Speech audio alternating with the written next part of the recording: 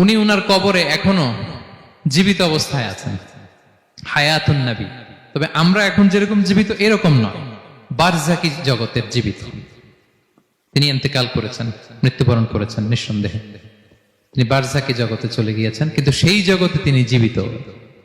আমরা যখন নবী সাল্লাল্লাহু আলাইহি ওয়াসাল্লামকে সালাম দেই, দুরূদ পাঠ করি, বিষ্ণু সাল্লাল্লাহু আলাইহি ওয়াসাল্লাম কবর থেকে ওই সালামের উত্তর দেন। আল্লাহ তাআলা ওনার রূহটাকে ফিরিয়ে দেন, উত্তর দেন। সাহাবারা বললেন, ইয়া রাসূলুল্লাহ, কিভাবে আপনি উত্তর দেন? আপনার দেহ মাটি খেয়ে ফেলবে না?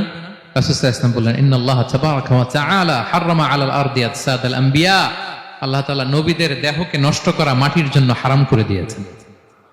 কোন মাটি কোন নবীর দেহকে টাচ করতে পারে না, নষ্ট করতে পারে না। নবীরা কবরে জীবিত, সেখানে সালাত আদায় করে, তাদেরকে স্পেশাল রিজিক দেয়া হয়। এটাকেই বলা হয় হায়াতুন নবী। তিনি বারজাকি জগতে জীবিত।